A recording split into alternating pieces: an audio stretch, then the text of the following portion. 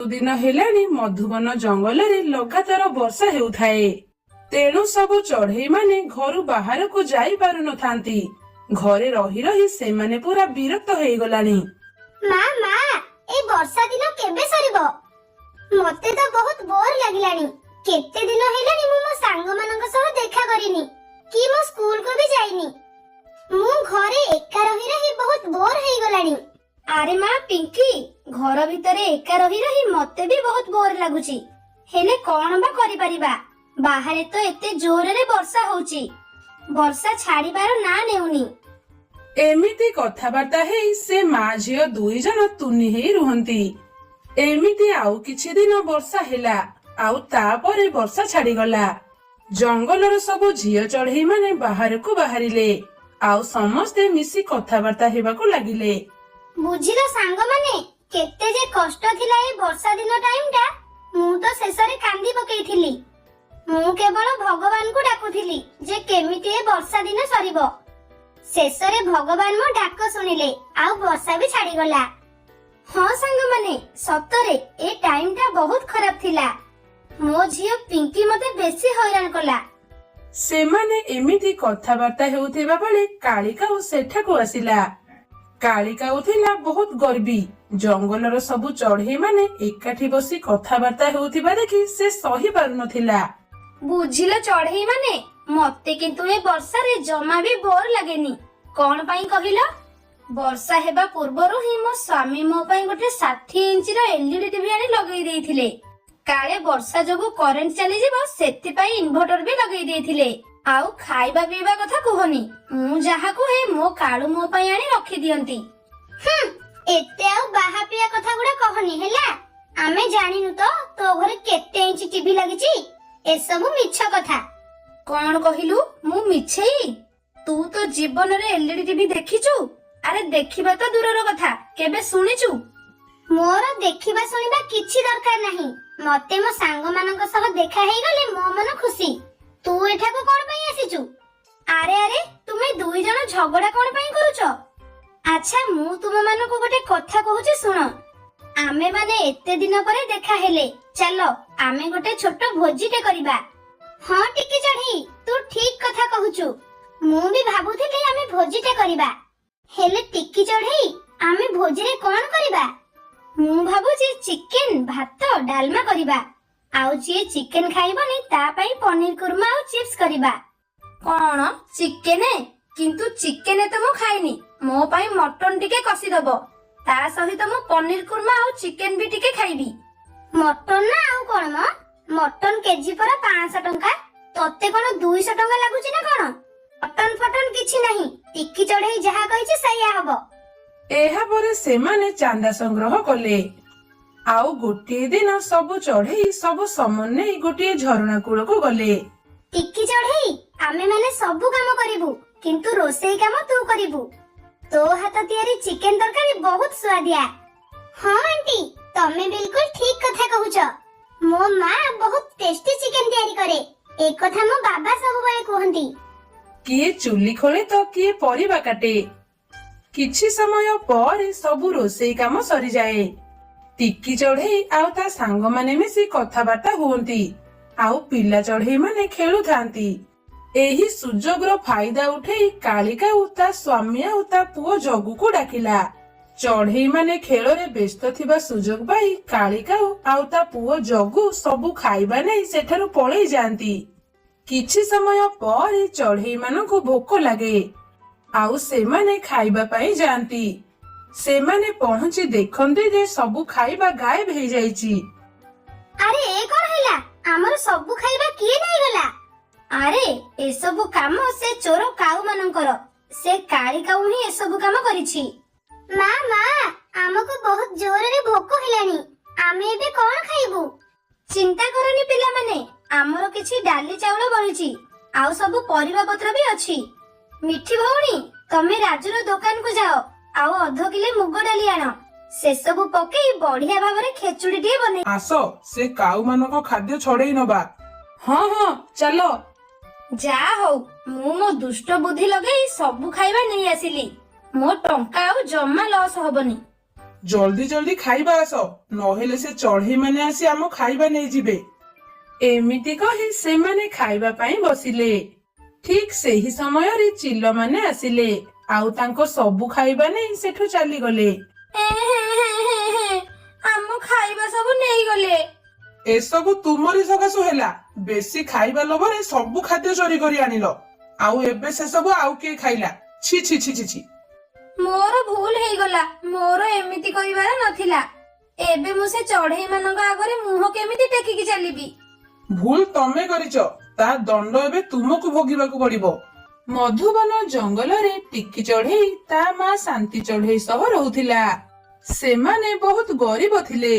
ଟିକି ଚଢେଇର ମା ଶାନ୍ତି ଚଢେଇ ସାନୁ କାଉ ଘରେ କାମ କରୁଥିଲା। ସାନୁ କାଉର ମଧ୍ୟ ଗୋଟିଏ ସ୍ତ୍ରୀ ଓ ଗୋଟିଏ ଝିଅ ମଧ୍ୟ ଥିଲା। ସାନୁ କାଉର ଝିଅ ଲତା ବହୁତ ଅସୁନ୍ଦର ଥିଲା। ଟିକି ଚଢେଇ ବହୁତ ସୁନ୍ଦର ଦେଖାଯାଉଥିଲା। ସେଥିପାଇଁ ଲତା ଟିକି ଉପରେ ଚିଡଚିଡ ହେଉଥିଲା। ଯେଉଁ ସମୟରେ ଶାନ୍ତି ଚଢେଇର ଦେହ ଖରାପ ହେଉଥିଲା, ସେ ସମୟରେ ଟିକି ଚଢେଇ ସାନୁ କାଉ ଘରେ କାମ କରିବାକୁ ଯାଉଥିଲା। ଆରେ ଟିକି ଚଢେଇ, ତୁ କଣ ଆସିଛୁ? ତୋ ମା କୁଆଡେ ଗଲା କି?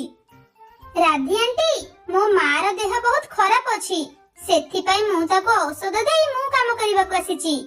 ହଉ ହଉ, ଯା ସେପଟରେ ବାସନ ସଫା କରିବୁ। ସେପଟେ କେତେ ବାସନ ପଡିଛି। ବାସନ ସଫା କରିବା ପରେ ମୋ ଝିଅର ଡ୍ରେସ ସଫା କରିଦେବୁ। ଏମିତି କହି ରାଧି ଚଢେଇ ସେଠାରୁ ଚାଲିଗଲା। ତାପରେ ଟିକି ଚଢେଇ ତା କାମରେ ଲାଗି ପଡିଲା। ଆରେ ବା, ଆଜି ଗୋଟେ ଭଲ ସୁଯୋଗ ମିଳିଛି। ଆଜି ଏ ଟିକିକୁ ଗାଳି ଶୁଣେଇବି।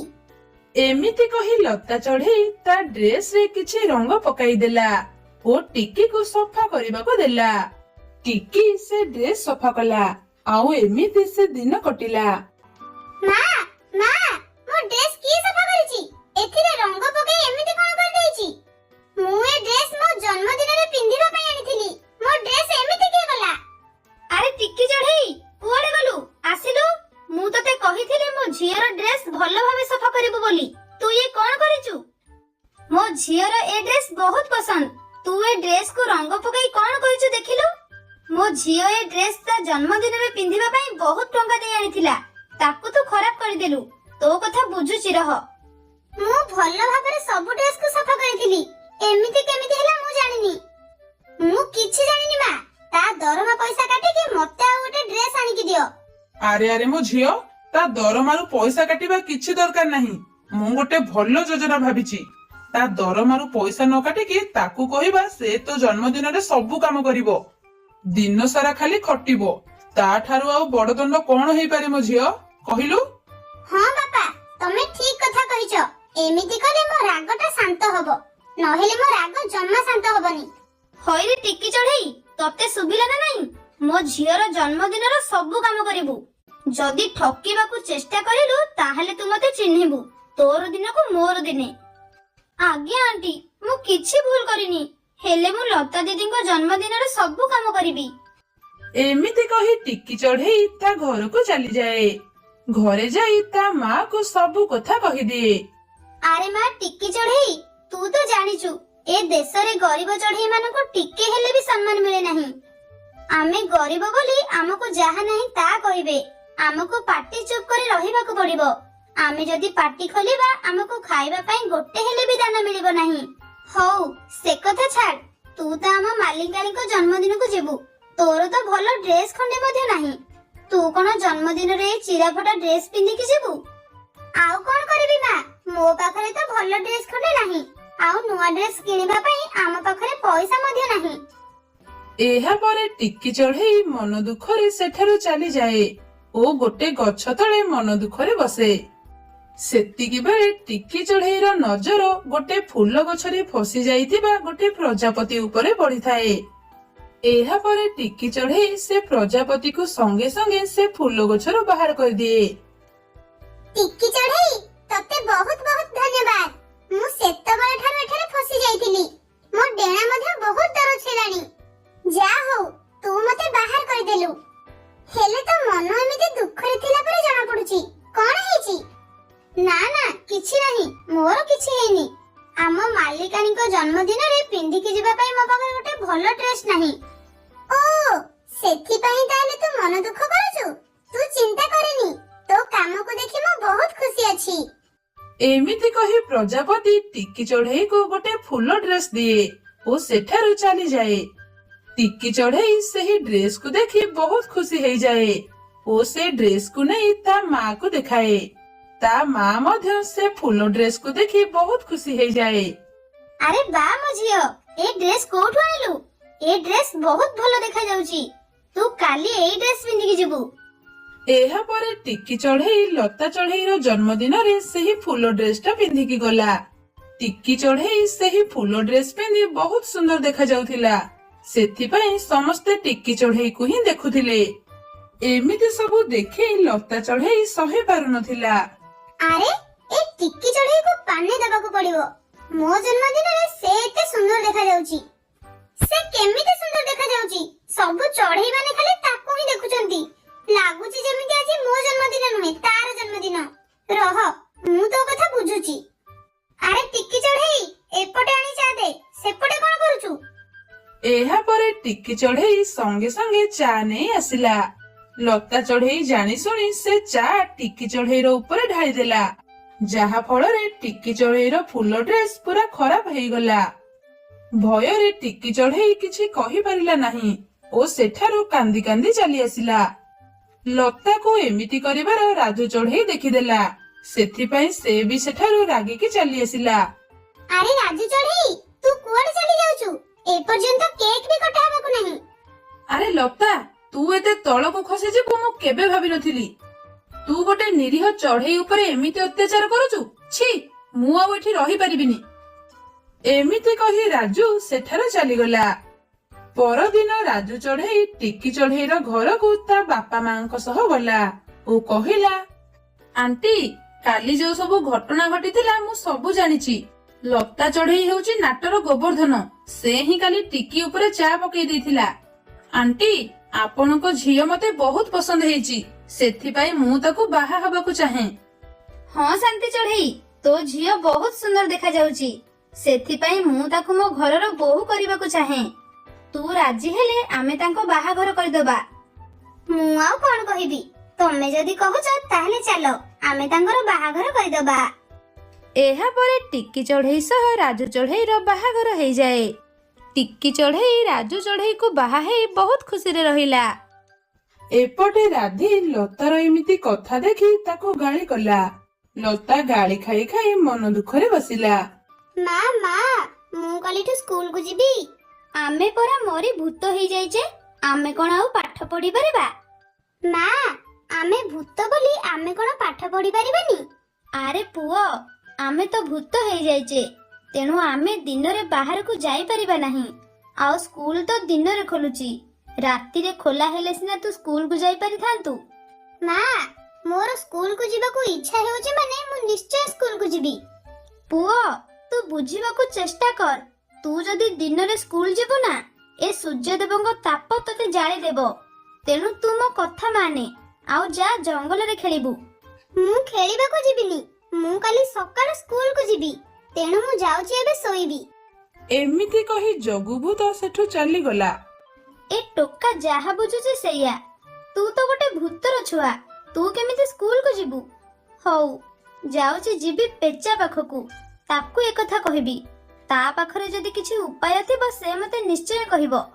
ଏମିତି କହି ମା ଭୂତ ପେଚା ଭୂତ ପାଖକୁ ଚାଲିଲା ଓ ଟିକେ ସମୟ ପରେ ପେଚା ପାଖରେ ପହଞ୍ଚି ପେଚାକୁ ସବୁ କଥା କହିଲା।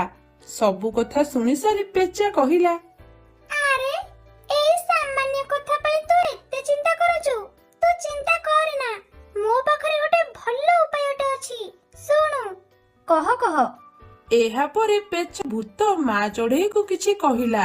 ମା ଚଢେଇ ପେଚାର କଥା ଶୁଣି ଖୁସି ହେଲା ଓ କହିଲା, ଆରେ ବା, ଇଏ ତ ଗୋଟେ ବଢିଆ ଉପାୟ। ଧନ୍ୟବାଦ ପେଚା, ଧନ୍ୟବାଦ। ହେଲେ ତୁ ମନେ ରଖ, ଜଗୁକୁ ସ୍କୁଲ ଛାଡିଲା ବେଳେ ତାକୁ ମୁଁ କହିଥିବା ସବୁ କଥା ବୁଝେଇ କହିବୁ। ଆଉ ତାକୁ କହିବୁ ସେ ଯେମିତି ଦୁଷ୍ଟାମି ନ କରେ। ହଉ ଠିକ ଅଛି ପେଚା, ମୁଁ ଏବେ ଆସୁଛି। ହଁ ତ ଯା, ମୁଁ ବି ଯାଉଛି, ମୋର ସିଆଡେ କେତେ କାମ ଅଛି। ଏହାପରେ ମା ଭୂତ ସେଠୁ ତା ଘର ଆଡକୁ ଚାଲି ଆସିଲା। ଏବଂ ଘରେ ପହଞ୍ଚି ଜଗୁକୁ ପେଚା କହିଥିବା କଥା କହିଲା। ଜଗୁ ଭୂତ ସବୁ କଥା ଶୁଣି ବହୁତ ଖୁସି ହେଲା। ହୁର୍ରେ, ମୁଁ କାଲି ସ୍କୁଲକୁ ଯିବି ଆଉ ସ୍କୁଲରେ ପାଠ ପଢିବି। ବାଃ, କାଲି ତ ବହୁତ ମଜା ଆସିଯିବ। ହେଲେ ପୁଅ, ମୁଁ ତତେ ଏବେ ଯାହା କହିଲି ତତେ ତାକୁ ପାଳନ କରିବାକୁ ହେବ, ନହେଲେ ବଡ ଅସୁବିଧା ହେବ। ତମେ ଚିନ୍ତା କରନି ମା, ମୁଁ ରାତି ନ ପାହୁଣୁ ସେ କାମ କରିଦେବି। ହଉ ମା, ମୁଁ ଯାଉଛି, ତମେ ଥାଅ। ଏମିତି କହି ଜଗୁ ଭୂତ ସେଠୁ ଚାଲିଗଲା ଏବଂ ଯାଇ ମୁନ୍ନା ଘରେ ପହଞ୍ଚିଲା। ଏ ମୁନ୍ନା ତ ଶୋଇଛି, ଯାଉଛି ୟା ଶରୀରରେ ପ୍ରବେଶ କରିବି। ଏମିତି କହି ଜଗୁ ଭୂତ ମୁନ୍ନାର ଶରୀରରେ ପ୍ରବେଶ କରିଗଲା। କିଛି ସମୟ ପରେ ସକାଳ ହେଲା। ମୁନ୍ନା ନିଦରୁ ଉଠିଲା। ଓଃ, ମୋ ଦେହଟା କଣ ଆଜି ଭାରି ଭାରି ଲାଗୁଛି। ପୁଅ, ତୁ ଯା ସ୍କୁଲକୁ, ସ୍କୁଲ ଟାଇମ ହେଇଗଲାଣି ପରା। ହଁ ମା, ମୁଁ ଯିବି ଯେ, ହେଲେ ମା, ଆଜି ମୋ ଦେହଟା ଜମା ଭଲ ଲାଗୁନି। ଆଜି ସ୍କୁଲ ନ ଗଲେ ହୁଅନ୍ତାନି? ମୁଁ ଜାଣିଛି, ଏସବୁ ତୋର ରୋଲ। ଭଲରେ କହୁଛି, ଚୁପଚାପ ହେଇକି ସ୍କୁଲକୁ ଯା, ନହେଲେ ଦେଖିବୁ। କାଳୀର ଏମିତି କଥା ଶୁଣି ମୁନ୍ନା ସ୍କୁଲକୁ ଚାଲିଲା। ମୁନ୍ନା ଜାଣିନଥାଏ ଯେ ତା ଦେହରେ ଗୋଟେ ଭୂତ ରହୁଛି ବୋଲି। କିଛି କ୍ଷଣ ମଧ୍ୟରେ ମୁନ୍ନା ସ୍କୁଲରେ ପହଞ୍ଚିଗଲା। ଚିଲ ସାରେ ମଧ୍ୟ ସ୍କୁଲକୁ ଆସିଗଲେ। ଆଚ୍ଛା ପିଲେ, ସମସ୍ତେ ତ ଆସି ଯାଇଛନ୍ତି, ଚାଲ ପାଠ ପଢା ଆରମ୍ଭ କରିବା। ଆଜ୍ଞା ସାର୍, ପାଠ ପଢା ଆରମ୍ଭ କରନ୍ତୁ। ଆଚ୍ଛା ପିଲେ, ମୁଁ ତୁମକୁ ଗୋଟେ ପ୍ରଶ୍ନ ପଚାରୁଛି, ତୁମେ ମାନେ ତାର ଉତ୍ତର କୁହ। ଗୋଟେ ଗଛରେ 10ଟି ଆମ୍ବ ଫଳିଛି, ଗୋଟେ ଚଢେଇ ଆସି ସେଥିରୁ 4ଟି ଆମ୍ବ ନେଇଗଲା, ତାହେଲେ ସେ ଗଛରେ ଆଉ କେତୋଟି ଆମ୍ବ ରହିଲା? ମିଠୁ, ତୁ ଏ ପ୍ରଶ୍ନର ଉତ୍ତର କହ। ସାର୍, ସେ ଗଛରେ ଆଉ 6ଟି ଆମ୍ବ ରହିଲା। Very good Mithu. ଆଚ୍ଛା ପିଙ୍କି, ତୁ କହିଲୁ, ଗୋଟେ ନଡିଆକୁ 10 ଟଙ୍କା ହେଲେ 100ଟି ନଡିଆକୁ କେତେ ଟଙ୍କା ପଡିବ? ସାର୍, 100ଟି ନଡ଼ିଆକୁ 1000 ଟଙ୍କା ପଡିବ। Very good Pinky. ଆଚ୍ଛା ମୁନ୍ନା, ତୁ କହିଲୁ, ମାଂସ କିଲୋକୁ 50 ଟଙ୍କା ହେଲେ 500 ଗ୍ରାମ ମାଂସକୁ କେତେ ଟଙ୍କା ପଡିବ? ଏ ପ୍ରଶ୍ନ ତ ବହୁତ ଭିଡ଼, ୟାର ଉତ୍ତର ତ ମୁଁ କହିପାରିବିନି। ଯାଉଛି, ସାର୍ଙ୍କୁ ଗୋଟେ ମିଛ ଉତ୍ତର କହିଦେବି। ସାର୍, 500 ଗ୍ରାମ ମାଂସକୁ 30 ଟଙ୍କା ପଡିବ। ଆରେ ବା, ମୁନ୍ନା ତ ପୁରା ଠିକ ଉତ୍ତର କହିଛି। ଆଚ୍ଛା ମୁନ୍ନା, ଏଠାକୁ ଆସିଲୁ। ଠିକ ଉତ୍ତର ତ ଦେଲି, ହେଲେ ସାର୍ ମତେ ଡାକୁଛନ୍ତି କଣ ପାଇଁ? ଏମିତି କହି ମୁନ୍ନା ସାରଙ୍କ ପାଖକୁ ଗଲା। ମୁନ୍ନା ଯେମିତି ସାରଙ୍କ ପାଖରେ ପହଞ୍ଚିଲା, ସାରେ ତାକୁ ମାରିଲେ। ମୁନ୍ନା ଶରୀର ଭିତରେ ଥିବା ଜଗୁଭୂତ ଦେହରେ ସବୁ ମାଡ ବାଜିଲା। ମାଡ ବାଜିବାରୁ ଜଗୁଭୂତ ରାଗିଗଲା। ଏ ମାଷ୍ଟର, ତୁ କାହିଁ ମତେ ମାରୁଛୁ? ତୋର ତ ଭାରି ସାହସ। ଏ ମୁନ୍ନା ତ ଭୁଲ ଉତ୍ତର କହିଲା, ତାକୁ ମାରୁନୁ। ସବୁ ପିଲା ମୁନ୍ନାଠୁ ଏମିତି କଥା ଶୁଣି ଡରିଗଲେ। ସାରେ ମଧ୍ୟ ମୁନ୍ନାର କଥା ଶୁଣି ଆଶ୍ଚର୍ଯ୍ୟ ହେଲେ। ଏ ମୁନ୍ନା, ଏମିତି କଣ କହୁଛୁ? ତୋ ମୁଣ୍ଡ ଠିକ ଅଛି ତ? ସାର୍, ମୁଁ ତ କାହାକୁ କିଛି କହିନି। ଆଉ ଏ ପିଙ୍କି ମତେ ପାଗଳ କଣ କହୁଛି? ହଇରେ ମୂର୍ଖ, ତୁ ଏବେ ପରା ମତେ ମୂର୍ଖଙ୍କ ପରି କଥା କହୁଥିଲୁ। ଏମାନେ ସମସ୍ତେ ପରା ଶୁଣିଛନ୍ତି। ହେ ଭଗବାନ, ମୁଁ ତ କିଛି କହିନି। ଆଉ ଏମାନେ ସବୁ ମତେ ଏମିତି କଣ ଚାହିଁଛନ୍ତି? ମୁନ୍ନା, ତୋ ମୁଣ୍ଡ ଠିକ ଅଛି ତ? ପାଗଳଙ୍କ ପରି କଣ କଥା କହୁଛୁ? ତୁ କଣ ପାଗଳ ହେଇଗଲୁ? ପିଙ୍କିର କଥା ଶୁଣି ଜଗୁଭୂତ ରାଗିଗଲା ଓ ସଙ୍ଗେ ସଙ୍ଗେ ଯାଇ ପିଙ୍କିକୁ ମାରିବାକୁ ଲାଗିଲା। ପିଲେମାନେ, ଧର ସେ ମୁନ୍ନାକୁ, ଆଉ ତାକୁ ଗୋଟେ ରସିରେ ବାନ୍ଧି ଦିଅ। ଆଜ୍ଞା ସାର୍, ଆଜ୍ଞା। ଏହାପରେ ସବୁ ପିଲା ଏକାଠି ହେଲେ ଓ ମୁନ୍ନାକୁ ଧରି ରସିରେ ବାନ୍ଧି ଦେଇ ତଳେ ପକେଇଦେଲେ। ଏ ଦୁଷ୍ଟ ମାନଙ୍କର ତ ସାହସ କିଛି କମ ନୁହେଁ। ଏମାନେ ମତେ ବାନ୍ଧିଦେଲେ। ଏମାନଙ୍କୁ ମୁଁ ଛାଡ଼ିବିନି। ଏଙ୍କୁ ଏବେ ଏ ରସିରେ ବାନ୍ଧି ମାରିବି। ଏମିତି କହି ଜଗୁଭୂତ ରସିକୁ ଛିଡେଇ ଦେଲା ଓ ଅନ୍ୟ ସବୁ ଚଢେଇ ମାନଙ୍କୁ ଏକାଠି କରି ସେହି ରସିରେ ବାନ୍ଧିଦେଲା। ଚିଲ ସାରେ ଏସବୁ ଦେଖି ଡରିଗଲେ। ଆରେ, ଏ କି ଆଶ୍ଚର୍ଯ୍ୟକର ଘଟଣା! ଏ ମୁନ୍ନା କଣ ସମସ୍ତଙ୍କୁ ଏକାଠି ବାନ୍ଧିଦେଲା? ଏ ମୁନ୍ନା ଦେହକୁ ଏତେ ଶକ୍ତି ଆସିଲା କୋଉଠୁ? ୟା ଦେହରେ କଣ ଭୂତ ଲାଗିଯାଇଛି ନା କଣ? ଏ ମାଷ୍ଟର, ଏବେ ତୋ ପାଳି। ମତେ ମାରୁଥିଲୁ ନାଇଁ? ରହ, ଏବେ ଯଦି ତତେ ଜୀବନରୁ ମାରି ନ ଦେଇଛି, ମୋ ନାଁ ବି ଜଗୁଭୂତ ନୁହେଁ। ଚିଲ ସାରେ ମୁନ୍ନାର ଏମିତି କଥା ଶୁଣି ଡରିଗଲେ ଆଉ କହିଲେ, ସତରେ ଏ ମୁନ୍ନା ଦେହରେ ଭୂତ ଲାଗିଛି। ଯାଉଛି, ଏଠୁ ମୁଁ ଚାଲିଯିବି, ଆଉ ଯାଇ ସାଧୁ ବାବାଙ୍କୁ ଡାକି ଆଣିବି। ସେ ଆସିଲେ ହିଁ ଏ ମୁନ୍ନା ଦେହରୁ ଭୂତ ଛଡେଇ ପାରିବେ। ଏମିତି କହି ଚିଲ ସାରେ ସେଠୁ ସାଧୁ ବାବାଙ୍କ ପାଖକୁ ଚାଲିଲେ ଏବଂ ସାଧୁ ବାବାଙ୍କ ପାଖରେ ପହଞ୍ଚି ସାଧୁ ବାବାଙ୍କୁ ସବୁ କଥା କହିଲେ। ଓ ଏମିତି କଥା, ହଉ ସାରେ, ତମେ ଆଉ ଚିନ୍ତା କରନି, ଚାଲ ମତେ ସ୍କୁଲକୁ ନେଇ ଚାଲ। ଆସନ୍ତୁ ଆସନ୍ତୁ ସାଧୁ ବାବା। ଏହାପରେ ଚିଲ ସାରେ ସାଧୁ ବାବାଙ୍କୁ ସ୍କୁଲକୁ ନେଇକି ଆସିଲେ। କିଛି ସମୟ ପରେ ସେମାନେ ସ୍କୁଲରେ ପହଞ୍ଚିଲେ। ସାଧୁ ବାବା ମୁନାକୁ ଦେଖି ଜାଣିପାରିଲେ ଯେ ତା ଦେହରେ ଗୋଟେ ଭୂତ ରହିଛି ବୋଲି। ଓ ତୁ ସେ ମା ଭୂତ ଚଢେଇର ପୁଅ ଜଗୁ ଭୂତ ନା? ଏଠାକୁ ତୁ କାହିଁକି ଆସିଛୁ? ହଁ, ମୁଁ ସେ ମା ଚଢେଇର ଛୁଆ। କଣ କରିବୁ ତୁ ମୋର? ଚୁପଚାପ ଏଠୁ ପଳା, ନହେଲେ ତତେ ଜୀବନରୁ ମାରିଦେବି। ତୁ ଯିବୁ ତା ଦେହରୁ ନା ଦେଖିବୁ ମୁଁ ଏବେ ତୋର କଣ କରିବି? କଣ କରିବୁ ତୁ ମୋର? ମିଛୁଆ ଭଣ୍ଡ ସାଧୁ, ରହ ତତେ ଦଉଛି। ଏମିତି କହି ଜଗୁଭୂତ ସାଧୁ ବାବାଙ୍କ ପାଖକୁ ଚାଲିଲା। ହଠାତ୍ ସାଧୁ ବାବା ତାଙ୍କ ପାଖରେ ଥିବା ଗଙ୍ଗା ଜଳକୁ ମୁନା ଉପରକୁ ପକେଇଦେଲେ। ଗଙ୍ଗା ଜଳ ପଡିବାରୁ ଜଗୁଭୂତ ଚିତ୍କାର କରି ସେଇଠି ଭସ୍ମ ହେଇଗଲା। ସାର୍, ଏବେ ସେ ଭୂତ ଭସ୍ମ ହେଇଗଲା। ମୁଁ ଏବେ ଆସୁଛି। ଧନ୍ୟବାଦ ସାଧୁ ବାବା, ଧନ୍ୟବାଦ। ଏହାପରେ ସାଧୁ ବାବା ସେଠୁ ଚାଲିଗଲେ। ସାଧୁ ବାବା ଗଲା ପରେ ଚିଲ ସାରେ ସବୁ ପିଲାଙ୍କୁ ରସି ବନ୍ଧନରୁ ମୁକ୍ତ କଲେ। ପିଲେମାନେ, ତମେ ସବୁ ଘରକୁ ଚାଲିଯାଅ। ମୁଁ ଖବର ଦେଲେ ତୁମେମାନେ ସ୍କୁଲକୁ ଆସିବ, ହେଲା? ଆଜ୍ଞା ସାର୍। ଏହାପରେ ସବୁ ପିଲା ଘରକୁ ଫେରିଗଲେ। ମୁନା ଘରେ ପହଞ୍ଚି କାଳିକୁ ସବୁ କଥା କହିଲା। ସବୁ କଥା ଶୁଣି ସାରି କାଳି ଆଶ୍ଚର୍ଯ୍ୟ ହେଲା ଓ ମୁନାକୁ ଜାବୁଡି ଧରିଲା। ଏପଟେ ମା ଭୂତ ଜାଣିପାରିଲା ଯେ ତା ପୁଅ ଆଉ ନାହିଁ, ତେଣୁ ସେ ରାଗିଗଲା ଓ ଚଢେଇ ମାନଙ୍କଠୁ ପ୍ରତିଶୋଧ ନେବା ପାଇଁ ଠିକ ସମୟକୁ ଅପେକ୍ଷା କରି ରହିଲା।